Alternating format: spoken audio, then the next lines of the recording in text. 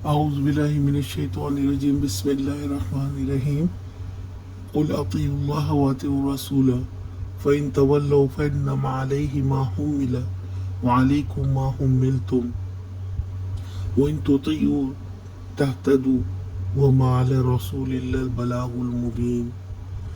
کہو اللہ کے مطیع بنو اور رسول صلی اللہ علیہ وسلم کے تابع و فرمان بن کر رہو، لیکن اگر تم منہ پھیرتے ہو تو خوب سمجھ لو کہ رسول اللہ صلی اللہ علیہ وسلم پر جس فرض کا بار رکھا گیا ہے اس کا ذمہ وہ ہے، اس کا ذمہ دار وہ ہے، اور تم پر جس فرض کا بار ڈالا گیا ہے اس کے ذمہ دار تم ہو۔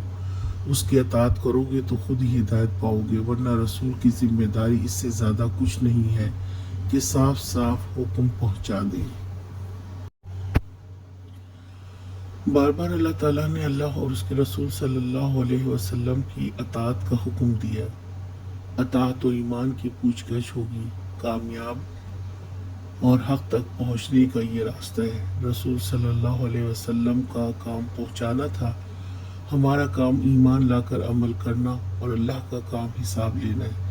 اللہ تعالیٰ ہر شخص سے اس کی ذمہ داری کے بارے میں سوال کریں گے، کوئی کسی کا ذمہ دار نہ ہوگا، لہٰذا ہر ایک اپنی ہدایت و کامیابی کی فکر کرے اور اللہ کی اطاعت کے بعد اس کے رسول صلی اللہ علیہ وسلم کی اطاعت کرے۔